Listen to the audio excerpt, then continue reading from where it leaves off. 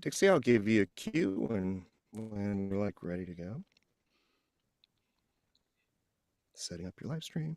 Live stream's so fun.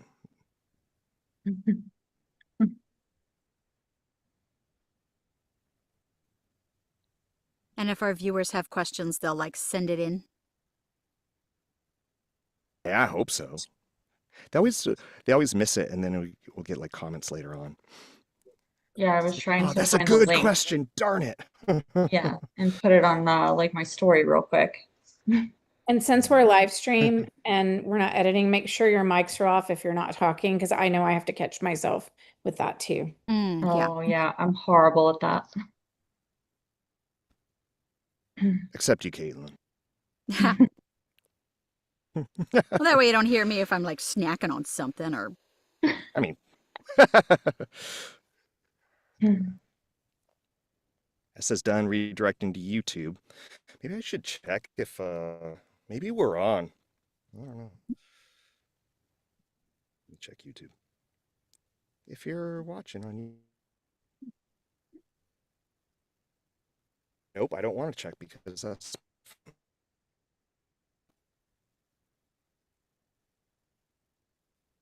give you permission report. How about that?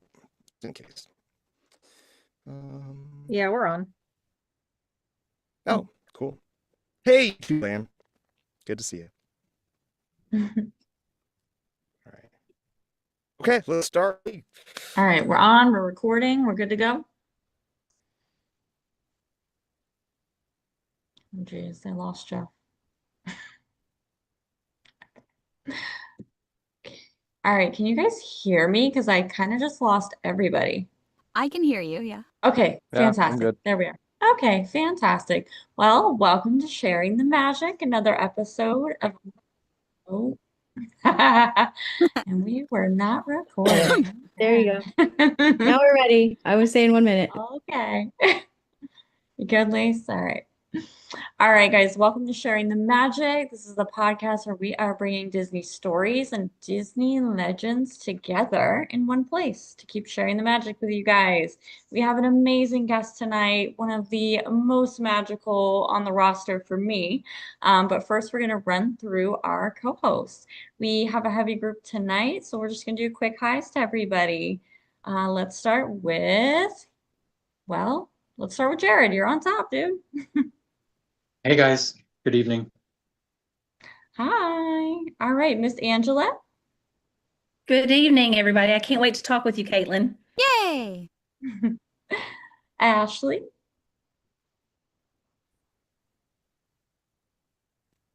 Uh-oh. Okay. Miss Ashley, are you there? Sorry. There she Good evening from Central Florida, right behind the Magic Kingdom. Awesome. Cat in the Kingdom. Howdy, y'all. I like that we both have our ears on tonight. I'm loving them. All right, Miss Dawn. Hi from Texas and welcome, Kaitlyn. Jackson. Heyo, how's it going? I'm excited to hear from Kaitlyn today. Awesome, awesome. All right, Miss Lisa. Hi, everyone. Welcome back, Kaitlyn. Hey, Sherry. Welcome to our podcast. Hi, I'm excited for today and welcome, Kaitlyn. And then the lovely Miss Verena.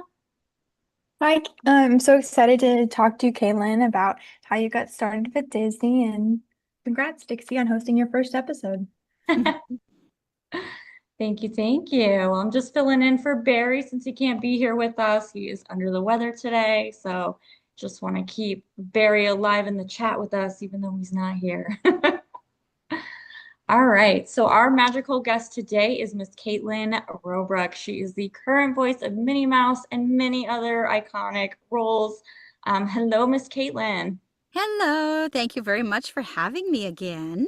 Yeah, so excited to have you. I did not get to chat with you before, but I know you were on with us before. I imagine the conversation went something about telling us your story. But for my opening question, I'm going to have you tell me your favorite part of your like Disney origin story. Like out of how you got into everything. Like, what is your favorite piece? Favorite piece to tell, or like the Yeah, favorite like moment? something you hold dear to your heart or funniest or anything, like whatever stands out to you that you're like, this Well, is a the thing that stands out to me the most was that I didn't know I got the job at first. I thought it was another callback. And, you know, it's not unheard of to have several callbacks for a role of this nature. And when I went in expecting like the same sort of setup that we had the first two times, that's when I found out it was the job itself. And I didn't know that because they had paperwork. And you don't have paperwork at an audition unless it's like an NDA. And I just kind of remember staring at them like, I'm sorry, what? Like, yeah, they didn't tell you you got the job. I'm like, no one told me. And It when I seems like checked, I something checked they with my would tell agent you. later. She's like, oh, I didn't tell you. I'm sorry, honey. And I'm like, what? Kind of an important thing to say. I thought Yeah, of that. Maybe if you knew how much pressure would be on you, I don't know, would it have been the same? That's what I'm not sure about. Because like when I realized what was happening, you know, they said, hey, they're ready for you. Go in. So there's no time to panic. But there wasn't any like presentational moment. And, you know, like, you know, we did the session. I thanked everybody and it was like, okay, business as usual. See you next time. And then I walked out like, oh, I don't know how to feel. I'm super duper happy. But it was like, that didn't go at all like my fantasy led me to believe it would go. yeah, where was the big fanfare, you know? The trumpets and you got this iconic role. Congratulations. I thought Iger would be there, like to shake my hand, or I don't know what I thought, but it was like, well, it happened. That much for sure. It did happen.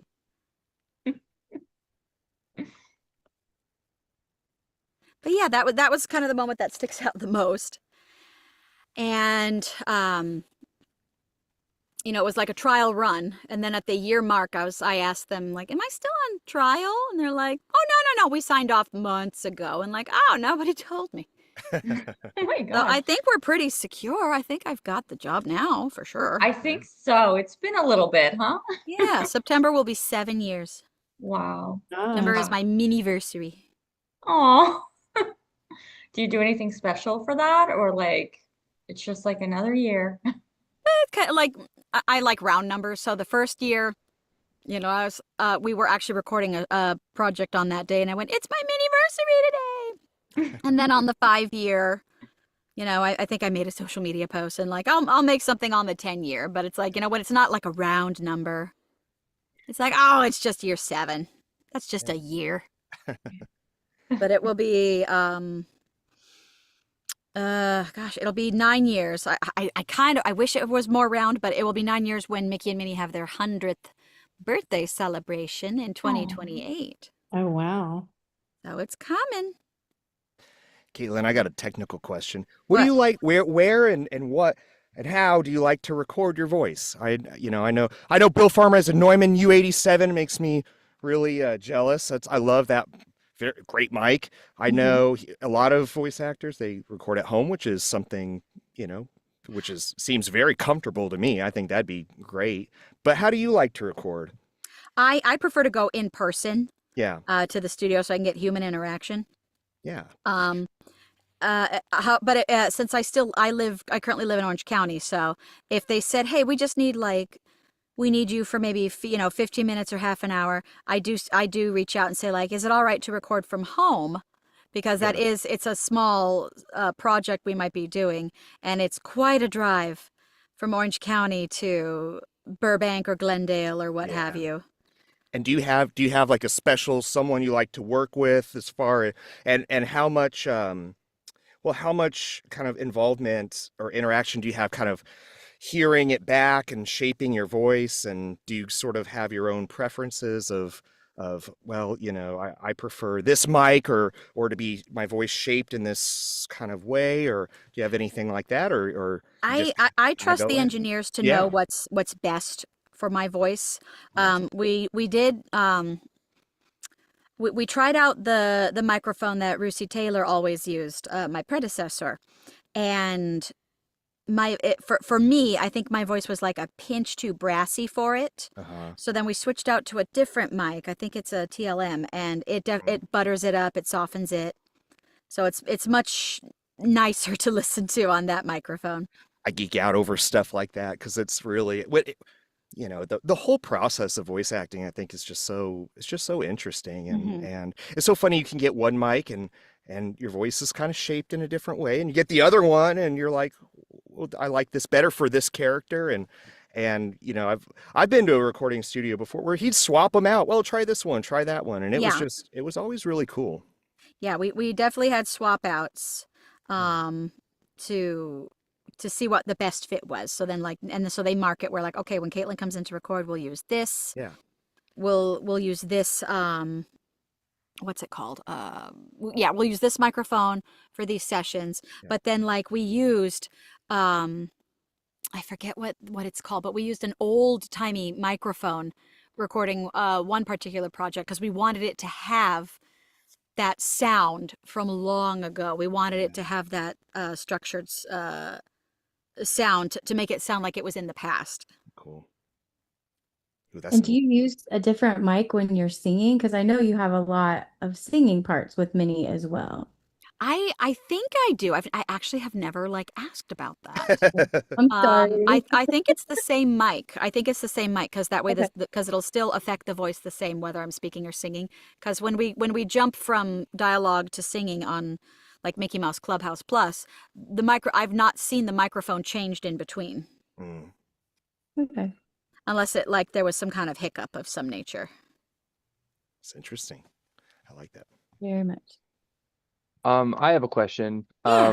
Kaitlyn, you seem like a really delightful person, so this might not apply to you, but something I have is when I have to go to work or something, sometimes I'm having a bad day and I just can't get in gear.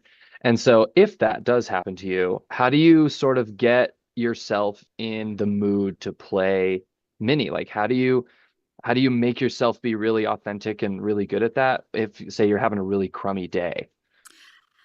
Oh, that's a good question. Because I think honestly, if I'm having a crummy day, then the knowledge of like I'm going to go in and do something with Minnie, that kind of brightens me up all on its own.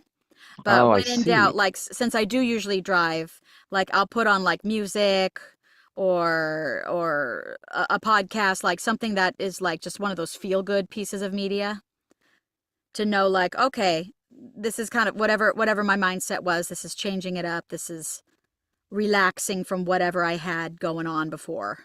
Are you trying to tell us that you do a mini meditation? A meditation? A mini meditation. That's meditation. I like that. Like, a meditation. Yeah, that's even better. Well, I do warm up that way with singing. Like when I get the songs that we perform, I listen to them a few times. And then like I'll start off with like la-las to learn the melody in my voice and then sing the song in my voice and then switch to la-las in Minnie's voice to make sure like, okay, how is the sound feeling? And then sing it in words to look for is there any discrepancies that I might need to keep an eye out for? And then when we get into recording, like I could have practiced it for days on end, but until I'm in the booth, standing in front of the microphone and like feeling it out live, like the first couple takes are usually like the warm-up rehearsal, like, okay, it's fully working now. And then we will tweak it as needed and then record for real.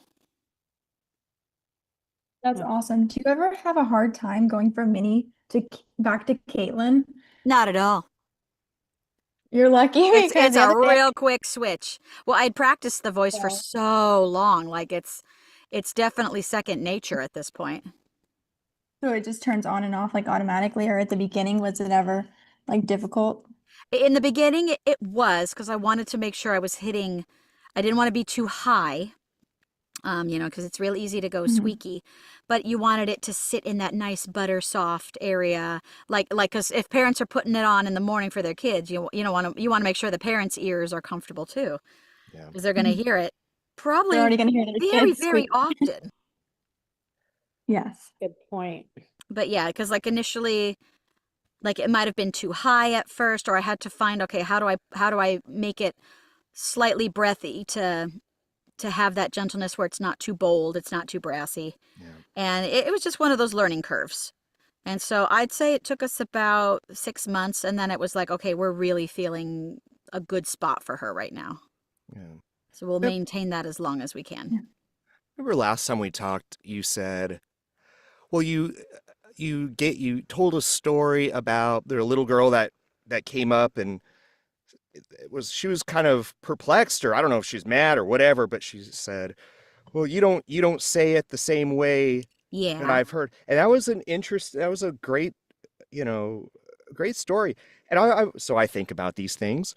And so, but over the years, how do you go, well, part of this character is there's a little bit that's me. If you ever, and the way that maybe you express something is a little bit unique, and it's not, your voice acting. It's not an impression. It's Yeah. your acting. And so if a little bit of Kaitlyn comes out, Yeah. I want to make sure like they can, like Minnie's thinking. Minnie is, yeah, it's not just like going through the motions or speaking the same melodies, because yeah, usually, like, if you can't divert your thinking or divert your point of view, if you're just kind of stuck in the same melodies, then it's just like an impression or an impersonation as opposed to like embodying it. yeah. Now, I remember like Bill Farmer saying when like the hot tub scene in a Goofy movie, he didn't like it because it was too much of him coming out. Yeah, it And I played thought that was, beautifully. I know. And that's when we interviewed him last time, I said, man, like, honestly, Bill, that's the part we all love the Yeah. most. It's that part where it's like, oh, wow. And Well, I think he just had to kind of like see it after the fact, because like yeah, feeling that way in the booth is one thing, yeah, but then when you see how it turned out, yeah, in the final product, or like, have a lot of distance between it. yeah. But I bet you have those moments too where you kind of go, oh, that's a little bit of me in there, but it doesn't make the voice worse. It makes it better. Yeah, I think so. And like it's fun to let that the personal quirks pop out, just because it really feels like, okay, she's living with me now. Yeah, I love that. I do like that element of it too. Yeah. I have feel a like I can hear question her that- in your voice. Oh, sorry, Lisa. No, I was just go going ahead. to say, I feel like I can hear her in your voice when you're just talking. Maybe it's because I've heard it so much, but I hear her coming out of your voice naturally. Like, She does pop out, because I live here often, but then, if I'm softening my voice to talk to a kid or just talking higher, like Yeah. you can hear that kind of slide, like a Venn diagram, Yeah. where they're overlapping. Kaitlyn, though, you got a great, like your speaking voice. And I mean, you got a lot of Tress McNeil sort of vibes. That you is know, the and- best compliment you could ever give me. Well, you're very welcome. Aw. I meant every word of it. But Yeah, it's true. she's It's my true. hero. Yeah. Well, but it comes out. You could tell you have the same range, the same. Yeah. So. But yeah, Tress, I've seen and heard Tress since, time began. Mhm. But yeah, so like, those Maurice LaMarche, Tress McNeil, Jim Cummings, Katie Lee, like those voices, I grew up with. Yeah. And like when you watch them so much, and like you can point them out in a crowd, like Yeah. you just know exactly every character they've done, all the sounds, like, and it's not bad that you can tell them a mile away, Mhm. because like, well, then quality. But yeah, Tress was a huge inspiration, not just for voiceover, but for comedy, and like, how to deliver a joke, how to say a turn of phrase, how to like really be free with your performance. Yeah. So it's like it's not just ad libs, but you're having fun with it, because she did that all the way back in Tiny Toon days. Yeah. Yeah, She was great. I forget all the voices she's done. It's just like, oh wait, yeah. gosh, Daisy Duck, Chip from Chip and Dale. Yeah. What else? Currently Anastasia from Cinderella.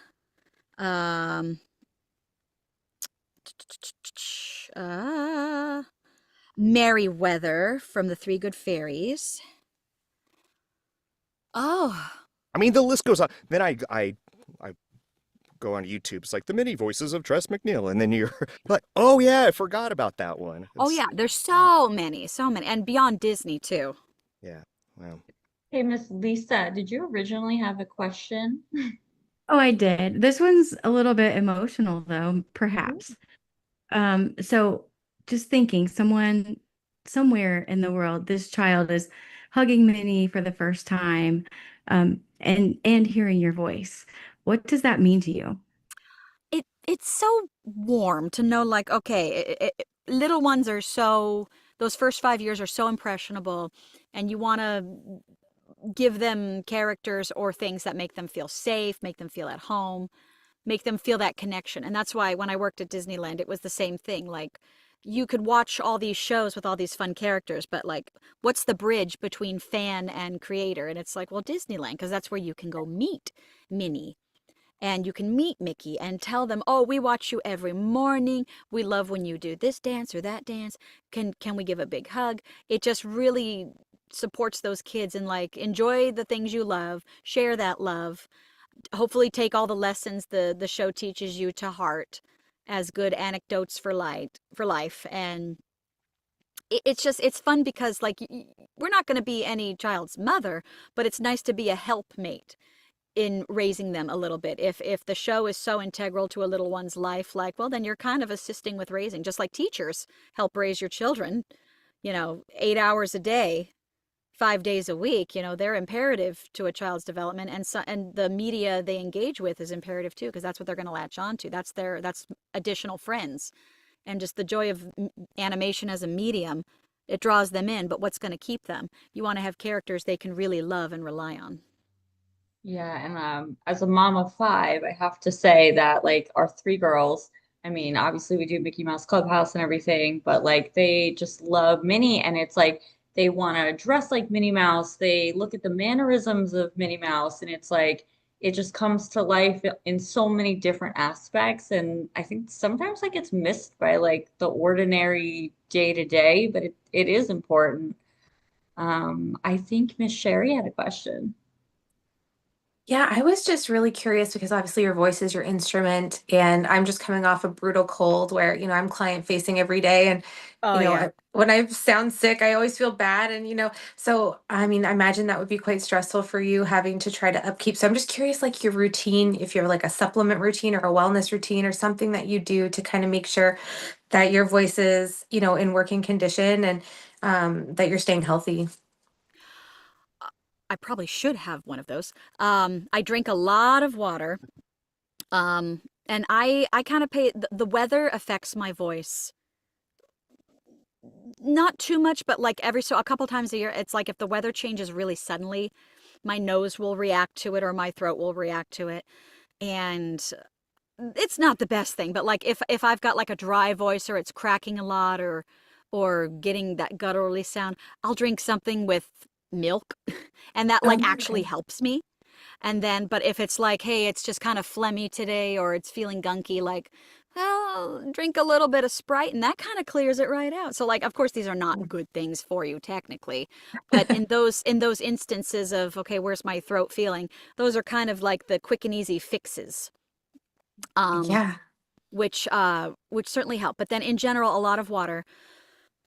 I'll have tea on hand if I know we're gonna do a long session, or a session that's like we're really projecting like a theme park show, or a lot of singing, like more than just the traditional songs, a lot of singing. I'll have tea, but that can also dry you out. That can kind of make you feel a little clicky, clacky. So I try to like alternate between tea and water.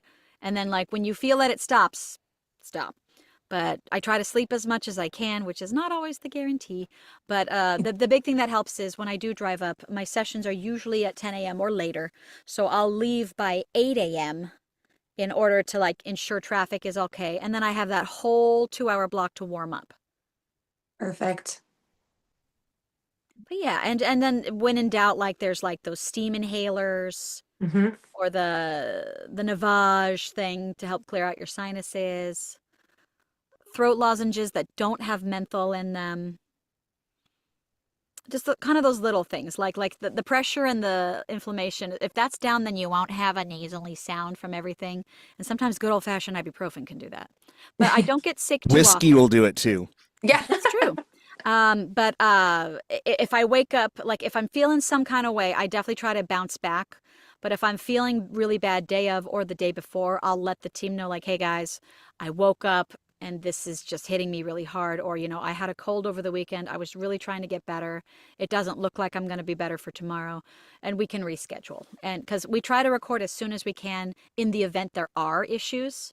So it's like, oh, we have a month to record this. Like, well, then let's record it as soon as we can. That way, if there's a concern, like, okay, well, we have a month, but let's not put it off. Let's just see, okay, what's the next available? It's just that for safety.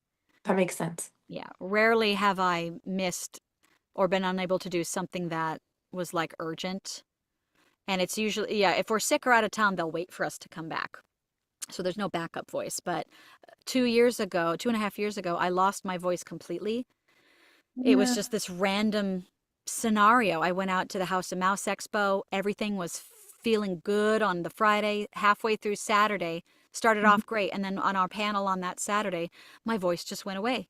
I remember that. It completely went away. And then a few days later, it was gone. And I tried like the little steroid pack. I lost it for about 6 weeks.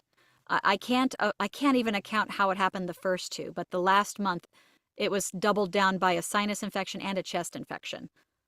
And it just was like this perfect storm of horribleness. And we did miss out on 2 projects that they reused Rusi's old work for. But I'm assuming we've since replaced it or updated it. I honestly couldn't say. But once I got a steroid inhaler, then my voice started coming back because it was going right on the vocal cords.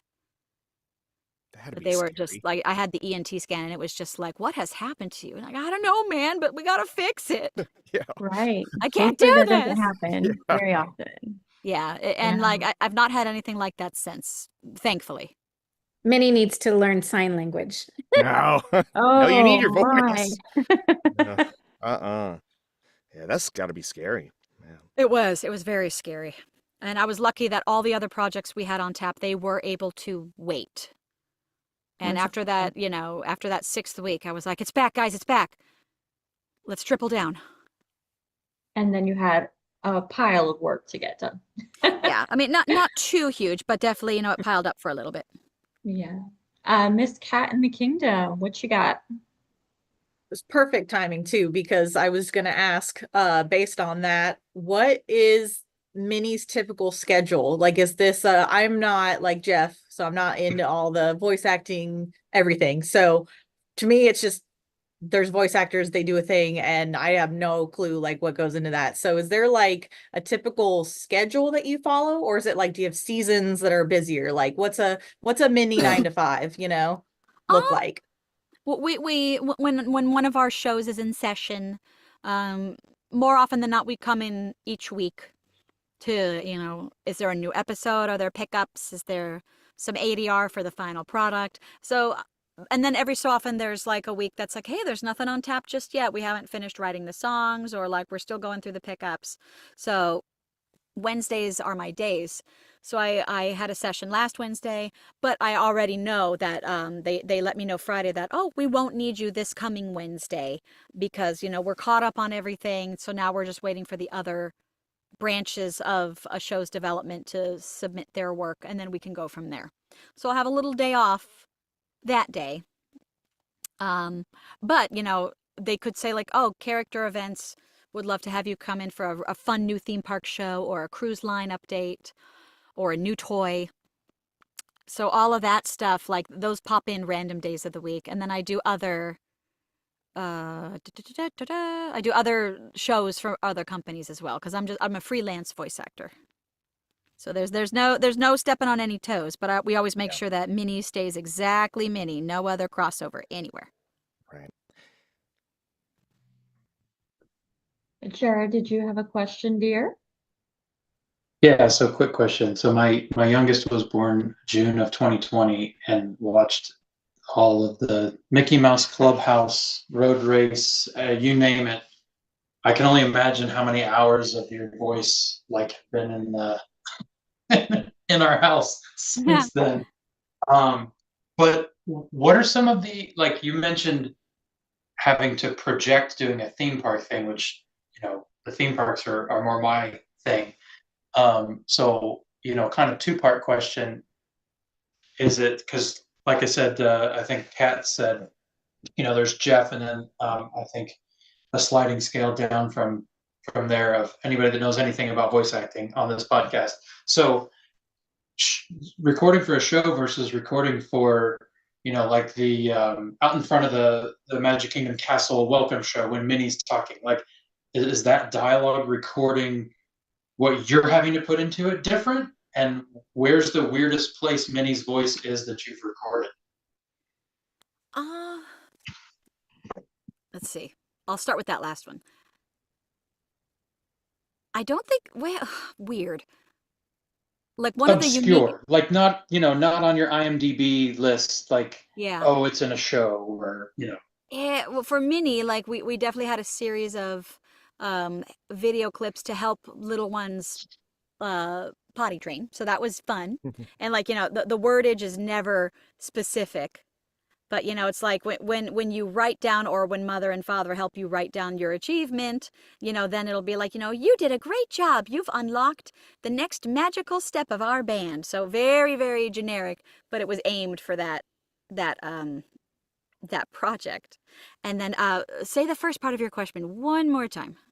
So when you're recording something for a theme park show, or you're recording something that's going to be in a parade, or something versus something that's going to be in a show, like what inflection or what difference does that mean for you in the booth?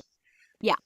The shows are definitely a little more lower voice, a little more maternal, since we are speaking to the under 5 crowd. So we want to make sure it's a hair slower, a hair softer, to be that kind of comforting presence. There's no huge stakes. Nothing scary. Whereas the theme parks, I'd say her voice is a little bit higher, in that mousy range, but without being shrill or shrieky. And then like we project a lot because we're having fun. You're, welcome to the parade. Welcome to our kingdom fair. So it's very presentational that way, since it is like we are performing for you. So there is a difference, and more than once, like my director on the show is like, whoop, she's coming off a little high today. Let's kind of bring her back down, just because I might have done a higher session earlier and I'm still in that mindset. Do you ever get people like recognize you, and like that kid in Shrek that he's going like, do the roar, do the roar? No one pulls you aside and goes like, hey, can you do Minnie for my daughter? Yeah, very rarely, like just going out and about in public, or if I'm playing at Disneyland myself, like no one knows who I am. That might be kind of nice though. It can be, yeah. But I hope it's also not that everyone's like, oh, we don't want to bother her, we don't want to make her mad. And like, you can come up and say hi, I don't mind at all. Yeah. If I'm running to the ladies' room, like, well, give me 5 minutes, but and like the only time I would ever say is of like, reaching out for a chat is like if like we were out at dinner somewhere, like, that's kind of your personal dining time for anybody. Like, I think that is something that I would avoid. But it's like, oh, they're getting up to leave and you wanted to say something, like, yeah, I don't mind at all. Or chatting outside the restaurant, I don't mind. I think about this question a lot. Whenever I'm at Walmart, and you can go to Disneyland and you see Mickey and Minnie and everyone, and that's one thing. But then you go to a Walmart and it's like, oh, there's Minnie this, and you don't see Minnie goofy things or not Daisy or nothing, no, or Pluto, but it's Mickey and Minnie everywhere. What is it like? I gotta ask this. What is it like going to a random gas station, be like, oh, that's Minnie, and I'm going to this place. Oh, that's Minnie, and just Minnie is everywhere. And I have a friend, she drops her keys down. There's a Minnie keychain, Minnie Mouse keychain right there. I'm like, and I start laughing because I'm thinking, oh, Kaitlyn's coming on tomorrow and we're gonna talk to her. What does that feel like? I don't, yeah. There's so much, but Minnie's been around for so long and is such an integral part of Disney and the surrounding areas that kind of cater to that. Sure. So but you got to look at it and go, oh, wait, I do that, in the beginning, yes. Yeah. But then it has definitely like kind of gone to the back of my mind, or like if I'm going to Walmart, I'm going to go get my supplies. and then head out. I don't really swing by or stop too long. But like I'll always kind of like take a brief glance to see what they've got. But it is a separate from me, mindset. So I'm definitely aware of like when it is like, oh, that's me. And it's usually anything that's vocalized. Because that is my element of it. So seeing any merchandise or seeing designs or artwork, that does feel separate because that's how it always was prior to me becoming the voice. So it still kind of stands on its own as a showcase. And sometimes like, well, I'll just check like, well, this shirt, this is what the Walmart section has, is what Target section has. What do they look like? Or what's the quality like? Or what kind of deal do you have? Because like if it's $30 mugs at the theme parks, but then they're like, well, hey, this mug here at Target's $10 and that's adorable. I'll get that mug instead. And I've known this about a lot of voice actors that they're everywhere. You get really kind of choosier about, you could, gosh, if you just bought everything Minnie, it would be, but people hold on to like the meaningful things, maybe a gift someone gives you that's Minnie, or a drawing or just something that's meaningful to you. But good grief, if you collected everything Minnie Mouse, you'd be swimming in it, Yeah, I had collected some many things in the past, but I'm gifted quite a lot of beautiful mini things, so I've stopped buying them because I know like, well, something's gonna come around eventually. And I think the things that the only things I really do buy are if not mugs, because they're adorable, but like I always kind of like, well, what does this backpack look like? Or, something that could serve me well. So I've got like a giant tote bag that I would take for Disney events, like as like a supply bag, or I've got like the little, like a waist pack if I'm just kind of running around the park for a bit. Yeah. Yeah. If I ever meet you, the little mini backpack if I'm going out for the data sessions. Like I rotate through them just because like, yeah, it's cute. It's fun. Kaitlyn, if I ever meet you in person, I'm bringing you the best mini mug you'll ever. I don't know where. I don't know how I'll find it. I'm gonna find it, and I'll promise. And like I was gifted a giant mini plush in the very beginning from Scott Rummel, huge, and it's like, what do I even do with her? So she sits on the shelf in my closet because she's a sound absorber for when I record, because my booth is in the closet. Mine too. So she's pulling her weight. Yeah. Well, thank you for answering that question. Yeah. Are you like a big park goer yourself? Like you love to go to the park or not so much? I worked there for so long, so sometimes it's hard to like, do you want to go play in the park? Like, I'm not sure. Usually when I'm there, it's because I'm working and it's hard to relax. Puppy. Oh, what a sweet puppy baby. But if I'm down to go to the park and hang out if there's friends going that I can meet up with, and like, first and foremost, let's get some food, because that will put me in a great mood. And then what is your favorite snack? I like the cream cheese pretzels, and I get them at Coke Corner because then I can ask for a small cup of the sea salt the kosher salt that they put on the regular pretzels, and then I sprinkle that on the cream cheese pretzel so you can have salty and sweet. Ooh, I should ask that at Magic Kingdom. Yeah. Yum. Sweet cream cheese. That's the only place I know in Disney World that you can get them, is at the Magic is in Tomorrowland. Yeah, we have them. I think it's only Disneyland. It's on Main Street by Small World and Tomorrowland. I think that's it. Yeah, Ashley, it's at the lunching pad. Yeah, the lunching pad. That's where. Yeah. Like there's other booths that have unique, like the jalapeno one. Like that's only at 3. The cinnamon sugar one, I think that's only at just Coke Corner. Like, they'll have them spread out for different areas. They need to make a Mickey shape though, or Minnie shaped, like the other pretzels. Yeah, and like all you have to do is just have the mold that puts a bow on her head, because that's the same with the Mickey waffles. They were able to make mini waffles because they just changed the griddle to have a little bow. Oh, that's true. I forgot about that. So it's mini waffles when you go to Plaza Inn. Ah. Speaking of Mickey, I know that's your special friend. Are y'all ever going to get married? Well, Mr. Walt Disney said they were already married in their private life. And then, of course, on the screen, they're sweethearts. So I leave that up to everyone else's conjecture. Ah, okay. I've got a question. That makes sense, actually, now I think about it. Yeah. I remember reading somewhere it said that Minnie and Mickey were expecting. Is that true? Oh, come on. This is all Clickbait. This is clickbait, y'all. Yeah, I never heard that one. They're expecting a great celebration of their 100-year anniversary. There you go. Good See? answer. Good answer. Caitlin's a pro. Great answer. Mhm.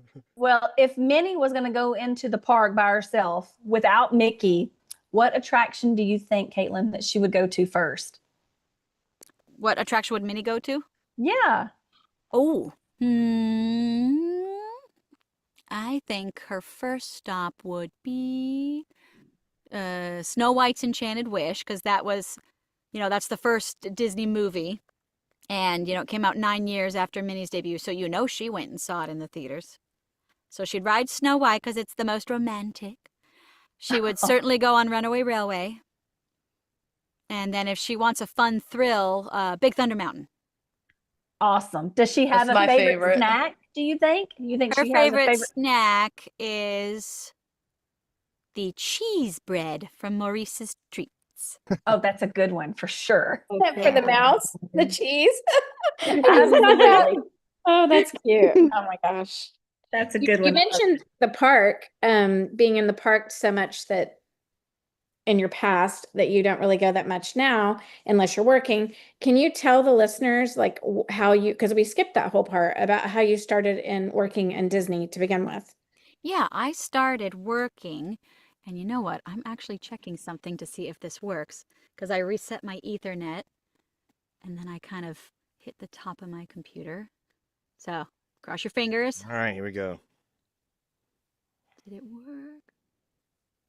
Yes! Oh! This has been driving there's me Kaitlyn. insane for Hey, 3 nice to see you. weeks. I see lavender. Hello. Oh, my that's God. so Yeah, my cute. lavender fields forever. Okay. There we go. Hold on. That's part of your minitation. the There we lavender. go. Oh my gosh. Oh, the This was driving me anticipation. insane. Right. Oh, now I can do a goofy grease like, gosh, nice to see you. perfect. Oh, this makes me so happy. Good to see you. Oh my gosh, this is cool. Yes. Well, and like it happened before, like I got in a long time ago on a little fender bender, and like the pre-collision went away, and the cruise control went away, and I was like, I don't understand what happened, because those cameras are in front of the Toyota logo. So when I had bumped the car because he hit his brakes, it was a light bump, but it was enough to like disalign it. And so then like a few days later, I just kind of whacked the car in the front because it's not going to get any more broke. And then it fixed. So it's like, well, I don't want to whack the computer, but maybe if I like jiggle it around a little or double check the settings. You need a That's how it minivan. works. I need a minivan. All the jokes tonight, Dawn. That's what I'm good for. What's your background? Your background's cool. It's lavender fields. I know, it's nice. Yeah. It's cool. So you were Otherwise telling the you would just listeners. see a bunch of like clothing and Same here. You were telling us about your intro to Disney. That's yes, where I worked at Disneyland, so I hired in there back in 2003, and I was born and raised on Disney, Looney Tunes, Hanna-Barbera. Like we had a huge animation upbringing, and Disney was no exception. So, we watched the whole run of the Disney Afternoon. We went and saw all the movies in the theaters, and that's kind of how I discovered voiceover through those elements. Rescue Rangers, DuckTales, all the good stuff. So being a Disney kid, and then our family would go to Disneyland like twice a year, like once in spring break at the worst possible time. And then we would go Thanksgiving Day, which back in the 90s and the 80s, like nobody went to Disneyland on Thanksgiving Day. They were home. So it would be dead. So we had no problem going. We could just have Thanksgiving the next day. And no wait times for rides, or very short wait times. And then if the parade or the shows were going on, like that's prime time to go on rides because there's no lines. But the one show I did make them see was we would always see one of the Fantasmics, usually the second one because it was easier to get a seat. And then at Christmas time back then, Mickey's Nutcracker would perform in the Fantasyland theater. So that was the one I really wanted to do as like, it's my birthday next month. I want to watch this show. And then we always found a way to be like, okay, my brother and my dad, they're going to go on the big thrill rides that my mom doesn't want to go on, and that either I was too little or too scared to go on.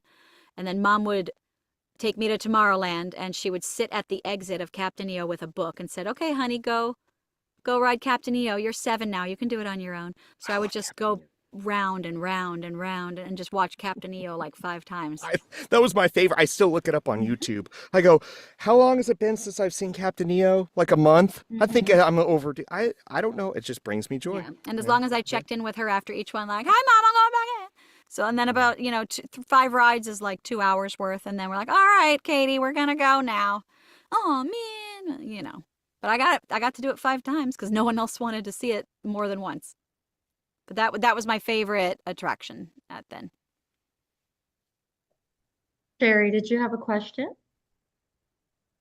Yes, so I was listening to the first episode you did with our podcast, and I wasn't on that episode, but you had mentioned something about receiving a bracelet from your predecessor's family, and how you would wear it to sort of give you confidence in, some of your voiceover roles. And then now you keep it in a treasure box. And so by trade, in my real non-Disney life, I am a jewelry appraiser. So I help people document their family jewelry heirlooms. And so stories about jewelry are very important to me. And so I just wanted to learn a little bit more about the bracelet. Like, what is it like? I would love to know. And how special is that to you? It's a little small for my wrist, just because it's a handmade bracelet. So I think maybe it was measured to Roosie's wrist, or it was made for her from the person who made them, because they were all handmade. She collected bracelets for years. So it's a real simple bracelet with like red beads that go all the way around. There's a gap on my wrist of string, so we had debated like untying the string to get one of the elastic plastic ones maybe just an inch longer, so it'll be snug, but it can be like kind of pushed up and down, and then to fill in the gaps on it on my wrist, like we thought maybe like, okay, well, what if I kind of got like a bow bead or a mini head bead or something of that nature, or a custom made bead like with the date on it, or just something to add to it, but I didn't want to take away from it. I love that idea. That would be beautiful. Yeah. But yeah, so I keep it in the treasure box, but for the first 3 months I wore it to every session, just to be like, okay, man, you got to get this, you got to feel it. And so much of it I'm sure was either just nerves, or like, have we memorized what your throat feels like when you're in the perfect spot? So that way it's the one that sells it the most. And it's now par for the course. So it's easy to just in and out, easy. But that's how I knew, like, okay, I can put the bracelet away and have it for special occasions or something like that. But that way I never lose it. It's kept safe. Yes. Yeah. Love that. Thank you. Yeah. That is like such a special, like a beautiful thing that they gave to you. Like, I love that. That's like one of those aw moments. It was wonderful. they did not have to do that. It was very kind, because I had met Rusi, but I did not know her. So after they had her memorial service, after the division of what was left behind, I'm not sure where the rest of her bracelets or her jewelry went, but that bracelet in particular was given to me by one of our heads of, the Disney character voice department, who knew her for, decades. So it meant a lot coming from her. Yeah, absolutely. What do you think makes Minnie like such an iconic character? Like, aside from that, she's forever like attached to Mickey, like on her own. Like, people want to dress like her, we want to be like her, we want to buy handbags like her. Like, is it the fashion thing? Like, what do you think? Oh, very much fashion. But also just like, the Minnie that we know that Rusi really helped to craft, like from the 80s, she's so well-rounded. She stands on her own. Minnie and Mickey are definitely a duo, but in the same way Mickey is like that singular icon, Minnie herself is also a singular icon. And I always saw it as like, it's the best friend that you can trust no matter what. So when the gang's all together and they're having an adventure, Minnie's the eye of the storm. So if they're stuck, like, who's going to think of the best solution? Who knows how to organize things? Oh, yeah. So I think it's because she's the character you can feel the most safe with, that anything is possible. And not to say that's not how you feel with any other character either, but Minnie is just kind of that one who's like, we're going to take charge to make sure everyone's a part of it. Girl power. Yeah. Yeah. Yeah. I should start a petition because I want for March, for International Women's Month, we should have Phantasmin, where it's Minnie who's the star of Phantasmic. Oh, I like that. Yeah. That'd be cool. Just a limited time offer. Okay. They changed the flowers in the front of Disneyland to be a mini bed of flowers every March now. Okay. I like that. Yeah. Just so you know, Kaitlyn, on Dreamlight Valley, my Minnie has giant flower bed. Mhm. My own house is just stuck in a corner, but you know, More flowers, the Minnie better. deserves some celebration. I guess that's what I'm trying to say. Yeah. If we were going to And I'm not being petition for silly. you- I mean that. I think I think that's true. if Every we day. were going to rally for you, would we go do bows or polka dots? I'm going to say polka dots because Daisy wears a bow, Clarabelle wears a bow. Bows are for everyone and bows are beautiful. But is it really her bow if it's not polka dots? True. Great answer. Love that. Because no one else has polka dots. True. Love that. What's I've- Minnie's favorite line? The line for the churro cart. That's mine too. Yeah, that's a good line. That's a good one. You're a I mean, comedian. you cannot go wrong with yoo-hoo, oh Mickey. A little sassy Right. flirtation. Is it time for our picnic? Yeah, that is She's very got so many funny. iconic lines too. I want to try that on my next date. I don't think I can do it that good though. You do that, Dawn. Lisa, you have to do it too. I will do it too. We'll have to take training. Okay, Kaitlyn, how much per hour for training? Just so we can go on dates and Oh, pretend. man. Just that one line. Yeah. Hours and hours. Yeah, just keep saying that exactly. one line. That's Eventually it. you'll win them Over over. and over. That's hilarious. Throw in a few oh my's If they're deserving. if they're deserving. Kaitlyn, so I got a question. Is Yeah. camaraderie these days among who are you close to voice acting wise, and who are like who? I know when we have other voice actors on here, one of the big like laments is like, yeah, I like recording at home, but sometimes I just miss the Oh, being yeah. together, and of course, and I think we talked about that last time too, but I'm these days for you. Who are your friends? Like who do you get to spend time with voice wise? Voice actor wise, I have like a great group of friends just who are like of my generation, a little older, a little younger, because they're all like big Venn diagrams because the community is ever growing and ever thriving. But Yeah.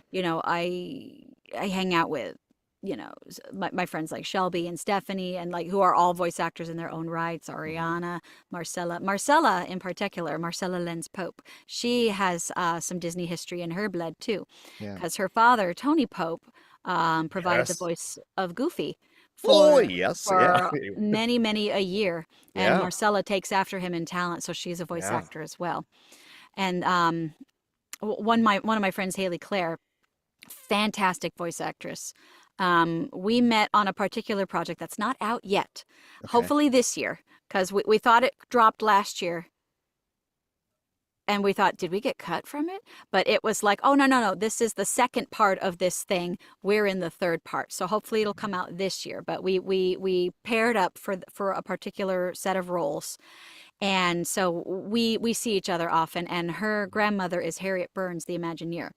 So talent is absolutely in the blood. And she goes by, her father's name. That way, having that history is great, but like she also wants to stand on her own 2 feet. Yeah. But yeah, there's so many actors that run the circles, or like I see David Arrigo Jr. often, and he's currently the voice of Oswald, like in the Speedstorm game, or AJ Locascio is currently voicing Figment in the Speedstorm game. So it's like there's all kinds of characters that rotate from legends to newbies. And that's wonderful because from last time, I remember us talking about how a lot of, the like Bill and others kind of took you under their wing. They knew who you were. Yeah, they were And very, and very so, kind. but now you kind of get to do the same thing, which I think is really Yeah, neat. and I try to make sure like I'm giving people, if they ask for any guidance or training, it's like, okay, I want to make sure I'm giving you something that everyone can utilize, and then the result will be your personal strength, your personal growth. I don't want to give somebody something that, well, it worked for me, Right. because if it doesn't work for them, then I haven't served them by helping them find the best route for themselves. Right.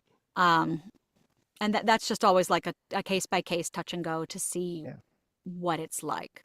But yeah, like I've Brett and I talk quite often, because the tricky part is like hanging out with all of like the core cast of friends. Like it's tricky just because I still live here in Orange County. They live in LA, and Brett travels between homes for other projects for his business as well. So is he in town or not? Bill and Jen, Bill Farmer travels a lot. Tress has she's a very private person, so she travels more recently with her husband, and so like we enjoy wrap parties or holiday parties because that's a great time to get together. Yeah. Just to check in with each other and see how everyone's doing. Tony Anselmo too is pretty private, so He's pretty know private, yeah. So I always want to make sure I'm respecting the privacy of those. I still kind of reach out like, oh, I'm in town this day. Are you interested? Like it never hurts to ask. Yeah. But then, if they can't, like that's cool. Yeah. And if they've ever had to say like, oh, that's just not something I normally do. Like, okay, no worries as well. Like there's a time and place for everything, and it's not me. It's just like how they feel. And I've had that too, where it's like, do you guys want to come out tonight? Like, I think I just kind of want to be home and be quiet and not have to be social. It's not performing, but it's like, I don't want to like tune in. I kind of want to check out. Yeah. You got only $100 to spend. I always say this about emotional currency. You only got $100, and you got to save at least thing... 10 of that for yourself. Yeah. Yeah. Right. Yeah. But I think that's cool that you find that you still respect, but also you're finding community and oh yeah, there's community for sure. And giving and training other, being a mentor to other people too. I think that's wonderful. And it's just like, if something isn't coming off, it's like, okay, let's see if we can find another way to explain it or train it. And then if it still isn't yielding the results that both of us would be happy with, it may just be that I'm not teaching in the right way. So I took several teachers, like private lessons, to see, okay, who am I meshing with? Who am I understanding the best? Who's teaching me in a way that's best for my brain to understand? Because there's no one bad out there. It just depends who's the right fit for you. Thank you. Absolutely. Yeah. And I believed I trained for 8 years with Mick Wingert. And the only reason that stopped was because of COVID, where he had to stop his in-person practice. And so I did it online for a bit, but then schedules get so wild that it's hard to meet up. But he's a great one too. Like I always recommend Mick as someone to go to for training. I don't really know much. The name is familiar. I'll look it up. I'll put it that way. Fear not. I think his if I could be wrong, but his first Disney role was Travis in Princess and the Frog. Okay. The one who asks Miss Charlotte to dance, and she says, Travis, no. So that's kind of fun. Like, you were turned down by Charlotte LaBeouf. I feel dumb now. Now I'm like, oh yeah, I should know that. Yeah. That's one of the many, many, many roles he's performed and voice directed for shows too. I got a rabbit trail to go down tonight. Mm-hmm. Okay. Marina, you there? Okay, sorry. Can you hear me? Yeah. Yes, ma'am. I have a quick question for Kaitlyn. So I do modeling, and I was just wondering what your favorite outfit of Minnie's was. And then my question on that question is, the original Minnie had a red dress, and now she has a pink dress. So where did that switch? I think the switch to pink happened when Mickey Mouse Clubhouse first came out, because she was classic red alongside Mickey. But with a primary show like that, color scheme is important, color palette's important. So in the parks, Minnie wears a red dress with white polka dots. Daisy wears a pink dress with a purple, like, second skirt layer and pink shoes and a purple bow. So she has that look about her, which is different from Minnie. So when they made the show, who's going to be the red character? Oh, it's Mickey. Mickey is the first one you think of when you think of like who would be represented by red because of the shorts alone. Donald is blue. Goofy, I would say, because Goofy wears blue, orange, green. But in the parks, he's different. He's got a yellow vest in the park. He wears different colors in the park than he does typically. Yeah. And then there's ones where there's he's got always like a purple and- different divide of what you see on TV and how it's represented in the parks. But for Disney, or for Mickey Mouse Clubhouse, so like Goofy's signature color is green. For his hat, Donald's is blue, Mickey's is red. Pluto is like, I would say it could be either yellow or orange, take your pick. And so like, well, what colors are left? Like pink would be the best for Minnie because it's just a lighter shade of red. That's what pink is. And then purple fits Daisy very well. So that way she and Minnie are complementary to each other since they're best buds.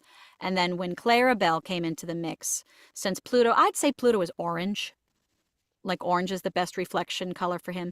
And Clarabelle, she now represents yellow.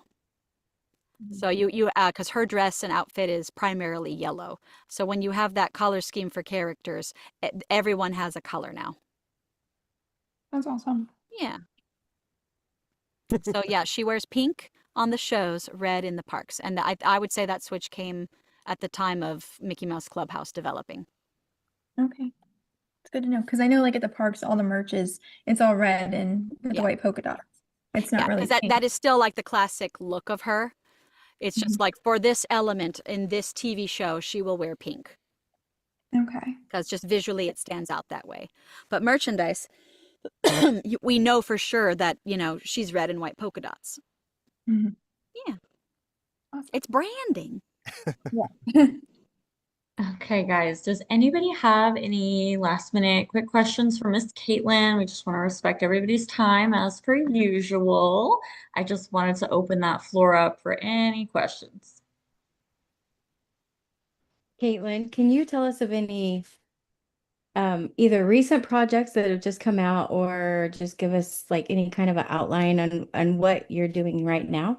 Ooh, there I there know are it's a a touchy couple things question. we're working on that I'm very excited for. And I think they've announced one particular project. I'm just going to do a quick little search. Okay. Because if it's findable online, that We're means it was live, so you recorded. might want Exactly. That's why I'm like, we're just going to wait a Just to make hard little sure. second here. be a little careful because we. Exactly. So I think one project was announced as happening. Du-du-du. Used to, I would say. Okay, it Oh, doesn't no look problem, like we they've can edit announced it. I thought they had. Doesn't look like they have. So I swore they had. So we're not going to talk about it. Just So in any case. day now, be watching for something, right? Yeah, but there's We're here always for new you. things We don't coming want to out. get you in trouble for sure. There's like, there's more Bow Tunes on the way, more Clubhouse on the way, more holiday specials. I think we might have a pause this year on the stop motion specials as far as I know, but I'm very fond of those. But there's other holiday ones coming. There's some video games down the line, and Disney has jumped into the audiobooks. So we're working with Audible. So there's a book, an audiobook about an adventure with Mickey and the gang out now, and there's a couple more on the way too that have been quite fun. Like I haven't done an audiobook before, so they were very fun. They're challenging because of they are the full 4-hour sessions, but they were very engaging. So I was really fond of those. Cool. Yeah, I wish I could. Like the minute I know they're officially announced, I probably still can't talk about them, but I can acknowledge that they're out there and that they're coming.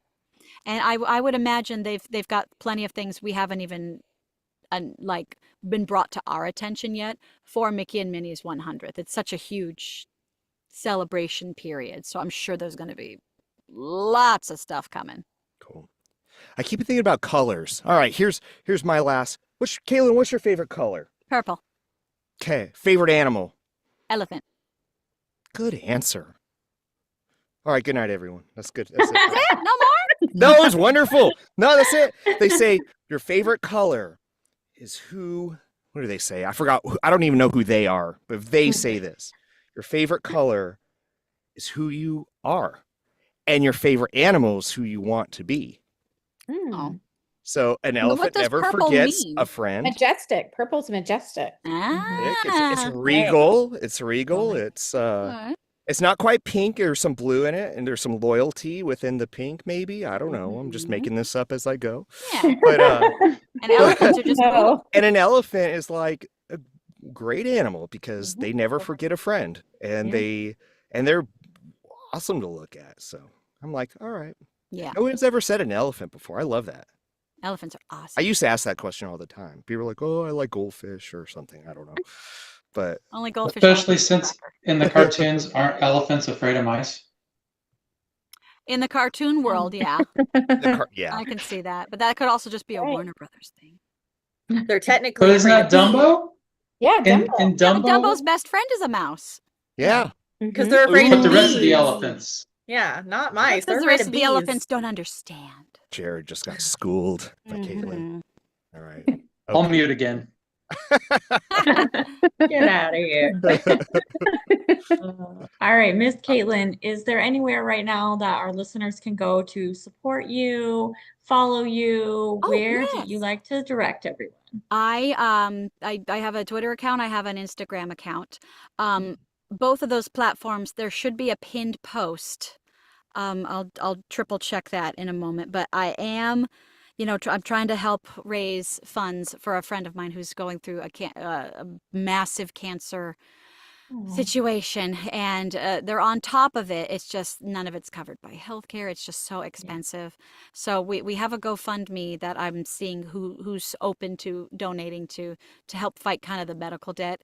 It is a higher price tag than what we put on the GoFundMe a few months ago, but it's like we haven't even reached that goal yet, so I didn't want to touch it. But any amount is always welcomed.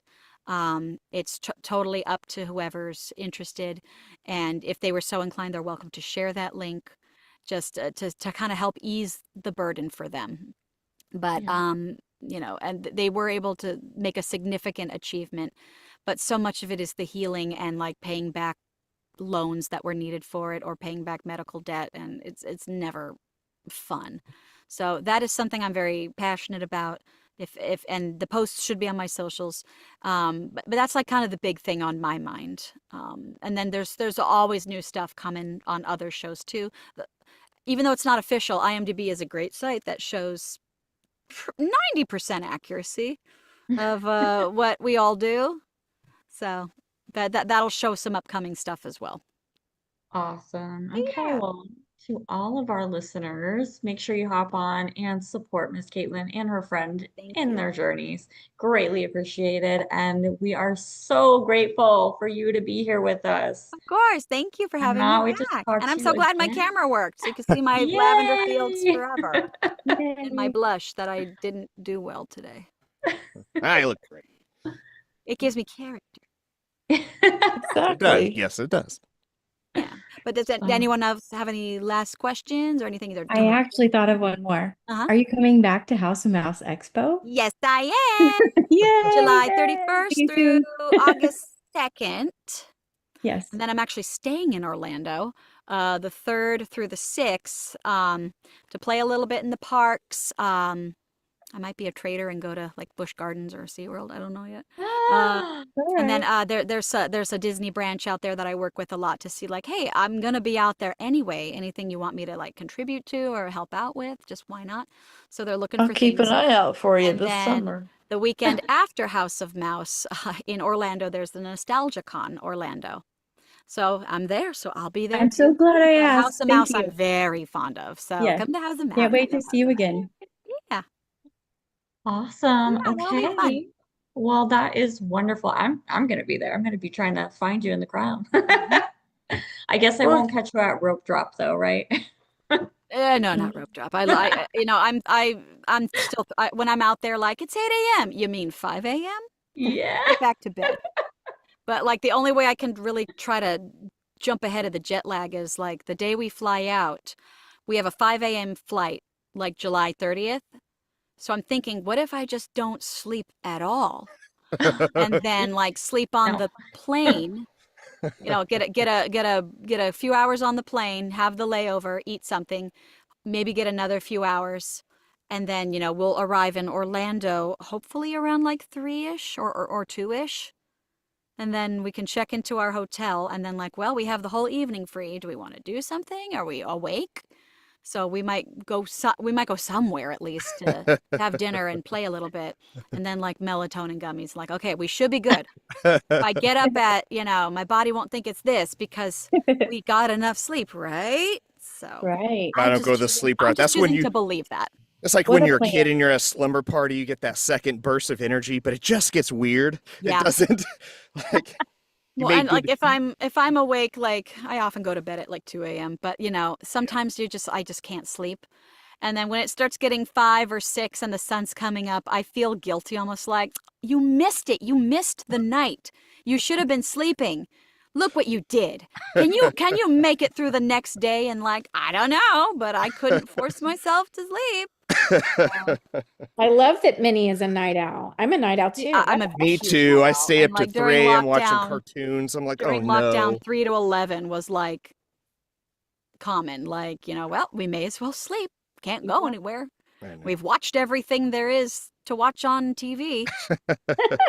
You know, I've read all the books, so we're just gonna sleep a lot. That's hilarious. Yeah. You make me feel better about myself, Kaitlyn. You know, every time Aw. you're on, you know, it's like, I aim yeah. to please. Well, it's like I stay up Thank till you 3 for a.m. having me. Yeah. Thanks for letting me come back. Absolutely. Okay, come back, please. Yeah, Yeah. let's do it again. Okay. Yeah. Again, run you off. And I Tell will Barry look to for get you better this summer. soon. Yeah, I will. Drink soup or something. Barry. Oh, Barry. Oh, boy. Okay. All right, Dixie, back to you. All right. Well, thank you for everyone who tuned in, who joined us, and all of our future listeners. Another special thanks to Miss Kaitlyn, and we will see everybody next time when we share some more